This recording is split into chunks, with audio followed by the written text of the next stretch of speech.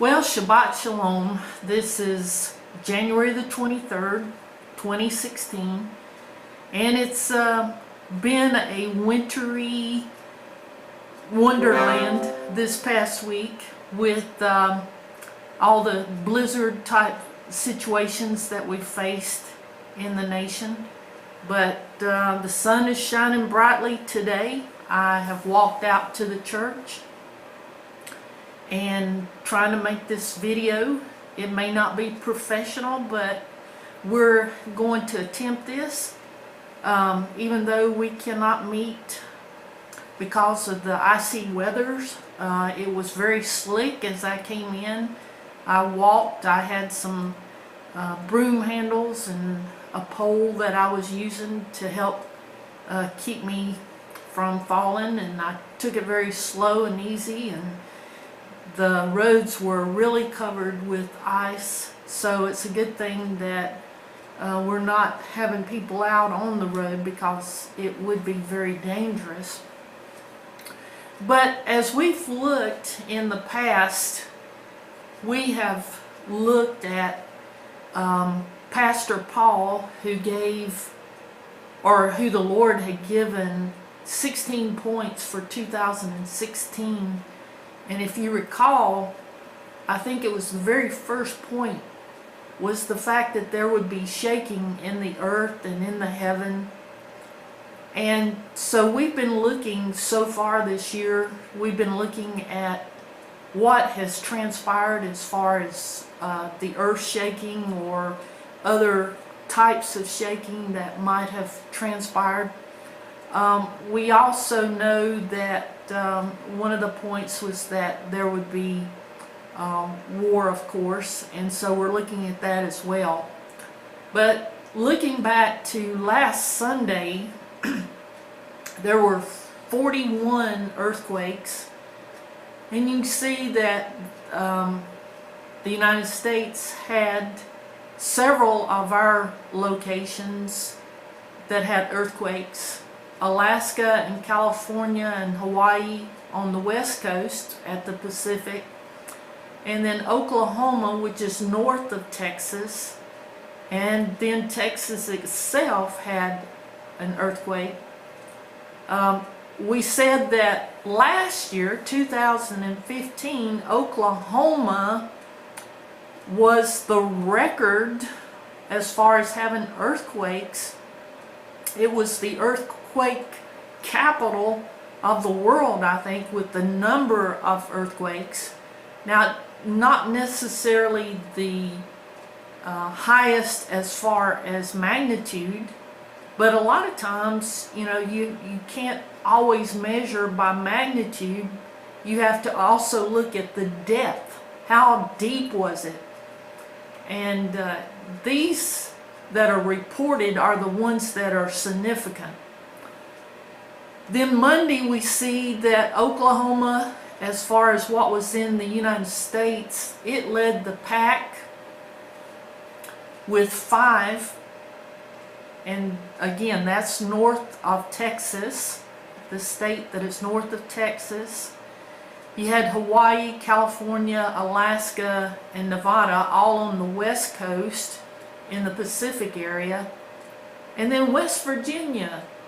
Don't normally see West Virginia, but they did have one, a small one, but still it was unusual for them to have one.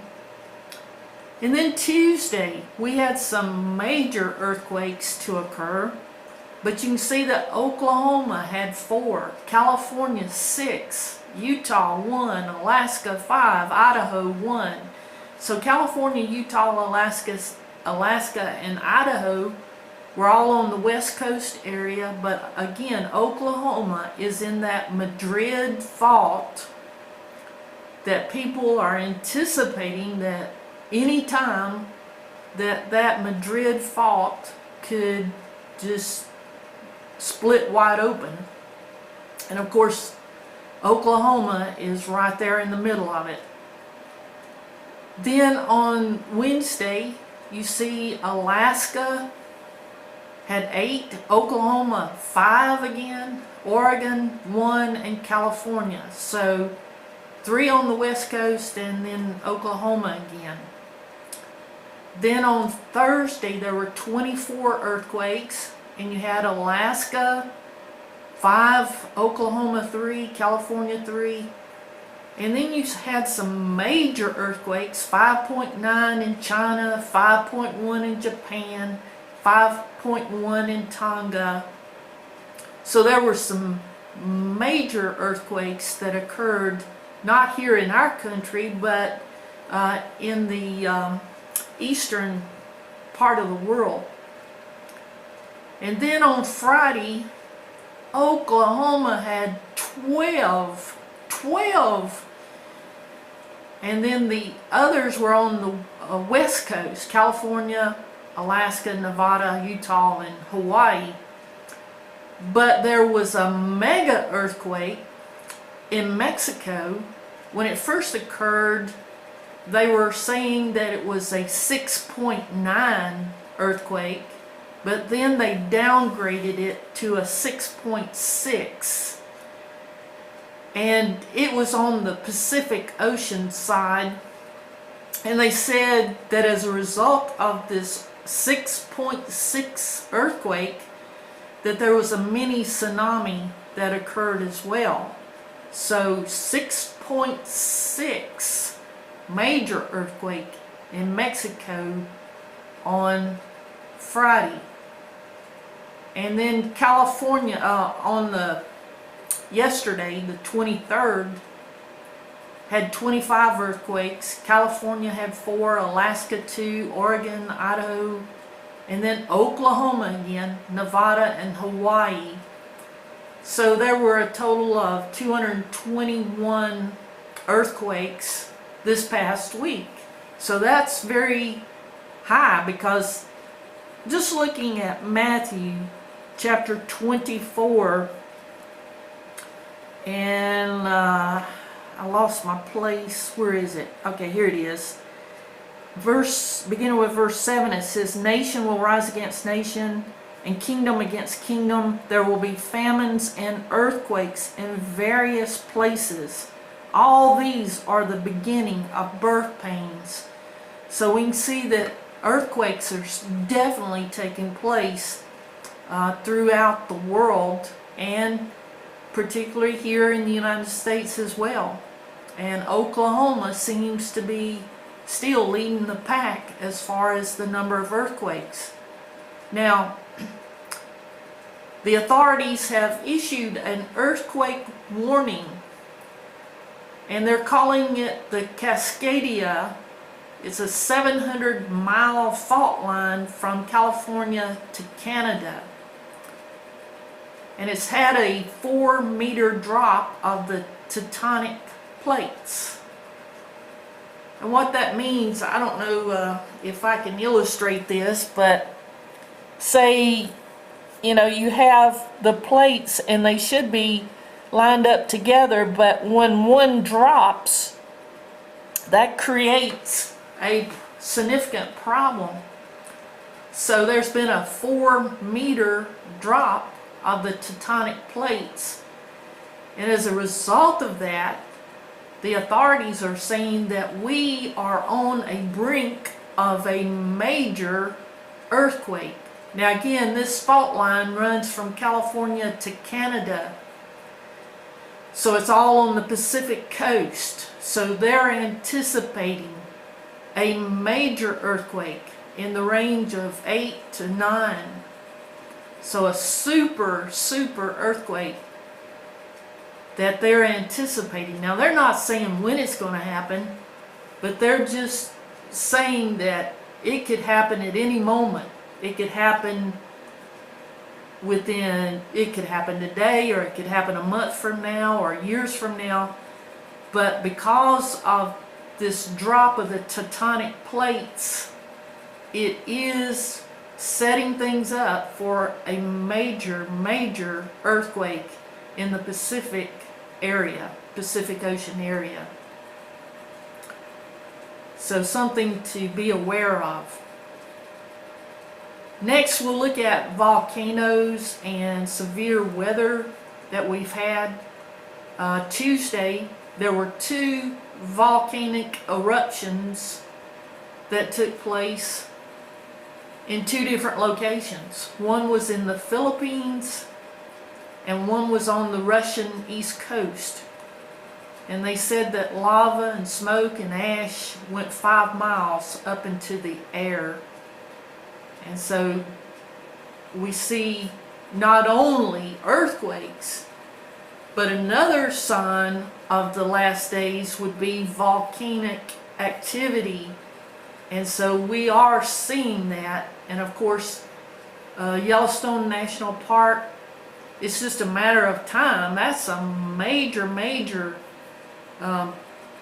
possibility of volcanic activity at Yellowstone. And, you know, so people are just having to keep a watch on that. Last weekend, I'm not sure exactly what day it was, but there was a mini tsunami. Again, this is on the Pacific coast in Washington State. It was at the Pacific Beach. And again, this is coming from that Cascadia fault line. So a mini tsunami took place there in Washington State on the at the Pacific Beach. Then on the 22nd, Friday I believe that is, there was a huge fire at the ExxonMobil in Beaumont, Texas. And they said it was caused by a storm. But another thing to take into consideration is that the price of crude oil has dropped significantly, and the market is just being flooded with oil. And because of the drop in oil prices, this is a major concern for countries like Russia that is dependent on their crude oil production and income. And the fact that Russia is now in war on many fronts, so there's an expense on his economy. And with the price of crude oil dropping, and also consider this, that Iran, because now they have the $150 billion money that was given to them, or the release of assets, now they can crank up their production of oil and flood the market even more and drop the prices significantly, even greater than it is now, because they're anticipating 500,000 barrels, I think, a day that they would be able to produce once they get everything up and running. Another concern that we've had beginning Friday was the winter storm. They called it the blizzard Jonas. Jonas the prophet, Jonah. They call this a storm of biblical proportions, because there were several feet of snow that was up north in Washington, New York, and some of those areas. It covered 16 states. In some places there were high winds and even coastal flooding. So you have the winter storm as well as the coastal flooding. And I know in one state, I think it was Tennessee, I might be wrong, but anyway, there were thousands of motorists that were stranded on the highways, and there's already been deaths, but I don't know, I don't have the final report on how many died, but many stranded, a lot of power outages. Of course, we had a good amount of snow here, several inches. Not only snow, but freezing rain and sleet. And so it's made the highways icy, and that's, the reason that we're not having church this morning. but it is a major, major storm that has taken place. Another category that we're looking at is war and terrorism. And last Sunday, I believe it's last Sunday, but it was at the last week, that they reported that Cuba had bulldozed churches. The Castro brothers had churches bulldozed, churches that had been around for a long time. And so now they're destroying them. We also see that in Afghanistan, there was a rocket that landed at the Italian embassy, and there was fire inside the compound. On Monday, Russia bombed ISIS in Syria. And then you also had Saudi Arabia, who has really been hitting Yemen, this time against the Houthi rebels that have been funded by Iran. So there's a lot of conflict with Saudi Arabia and Yemen and Iran. They are enemies with one another. So you have kingdom against kingdom. Even though they're Muslim territory, they're fighting each other, and they have a hatred towards one another. A very volatile situation there. Also on Monday, Iraq kidnapped 3 Americans in Baghdad. And then a very sad situation in Israel.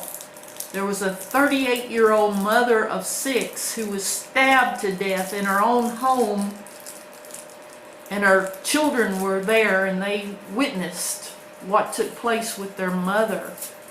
So the Intifada is still raging in Israel, and we'll talk about that some more in a little bit.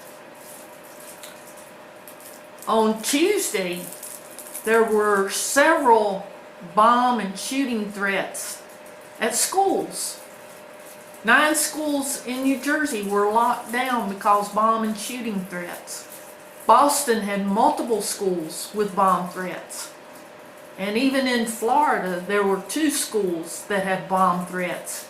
So you got terrorists, whether it's, I don't know that it's related to the Muslims, or if it's just, some deranged people here in the United States.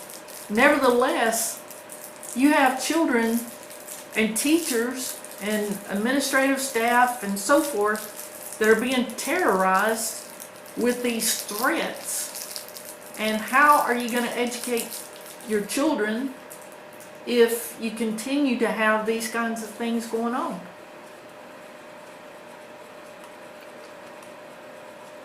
In Pakistan, there was a suicide bomber on a motorcycle at a checkpoint that it exploded.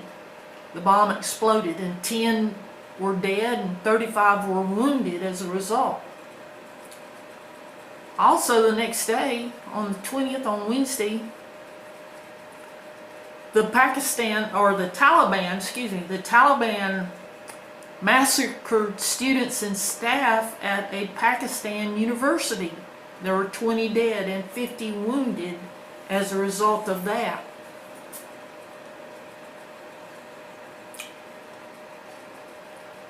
In Iraq, ISIS destroyed the oldest Christian monastery that was 1,400 years old. And then in Afghanistan, the Russian embassy had a terror attack by Taliban. There was a car bomb, and 4 were dead and 24 wounded in that attack. In Israel, a 5-man Hezbollah terror cell that was backed by Iran was arrested by the Israeli Defense Force. So that's a good thing in one respect, that they were able to capture those men. on Thursday, there was a fireworks plant that exploded in China. China's had several explosions at some of their plants, but in this case there were 3 dead and 53 wounded when that took place. And then the news was that Iran and North Korea are working together to make the hydrogen bomb. This time for Iran. North Korea has already proven that they have the hydrogen bomb, and now they're in cahoots with Iran. The next item is from North Korea. Now this happened back at the first of the year, but it's just now being reported that North Korea arrested a United States college student from the University of Virginia, and the reason was that they said it was hostile acts against the state.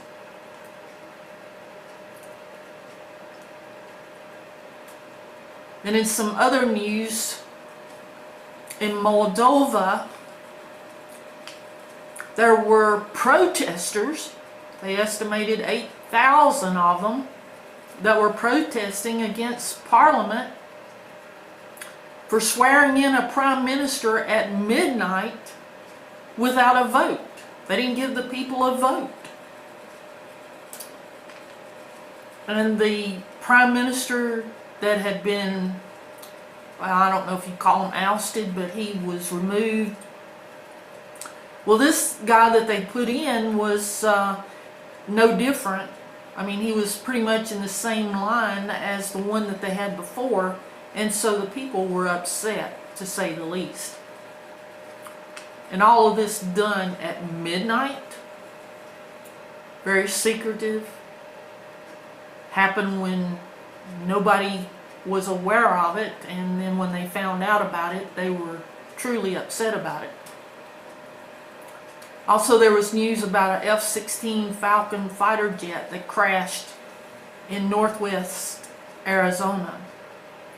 And as someone said, you know, our military machinery and equipment and transportation is getting old.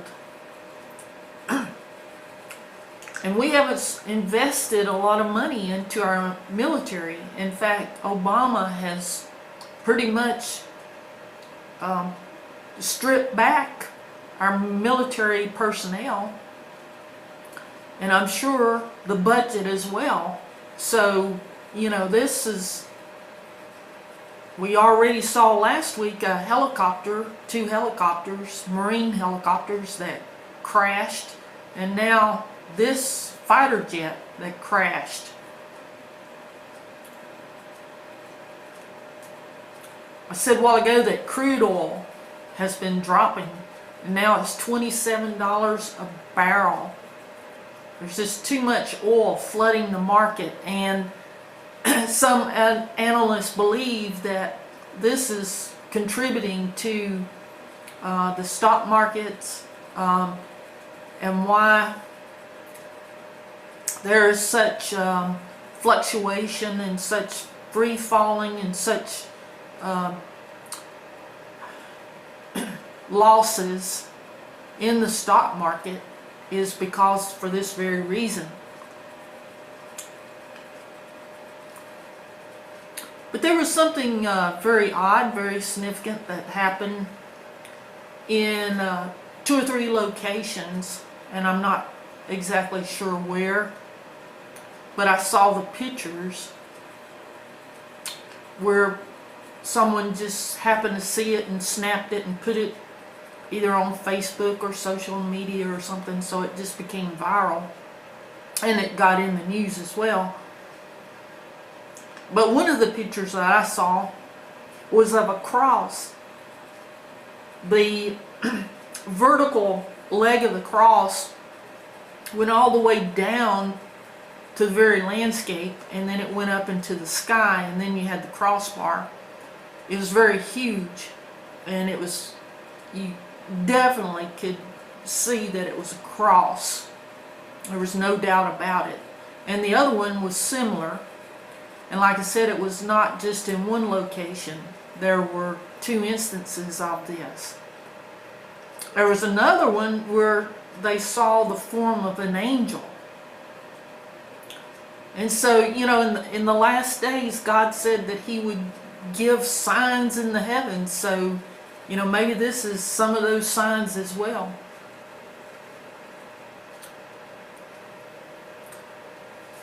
Throughout this year, in January, there have been hundreds, if not thousands, of mass death of animals. And this was another of the prophetic points of Pastor Paul, was these mass animal deaths. And there are all kinds of animals. These seabirds, and I don't know if they actually counted them or estimated them, but 8,000 seabirds were dead. And they tested them to see if it was due to radiation or if they had some kind of disease, and they couldn't find any signs of radiation or any type of disease in these birds. So it's very strange that 8,000 of them would be dead. But this has been with not only with seabirds, with fish, with starfish, with just all kinds of animals that have been found, whether it's sea life or in the air or, you know, domesticated animals. Hundreds, if not thousands, have been found dead. In Vietnam, there were 100 tons of fish that were dead there in Vietnam. But this is what's being reported from Alaska. 8,000 seabirds that are dead. You know, of course you think the life expectancy of birds, you know, that there's going to be deaths. You know, there's going to be birds that'll be birthed, and then there's going to be birds that'll die. But 8,000 at the same time, it makes you wonder what is going on. And then on the news they had a picture of a rare striped frogfish. It had 2 legs like a frog and had a tail like a rat. And it was a weird looking, I mean, it was black. And this was found in New Zealand. So is this some of the, you know, things that are weird? Is God trying to get our attention? And you know, so it makes us think, makes us wonder about these things. Now I'm going to come back with another video in a minute looking at some prophecies.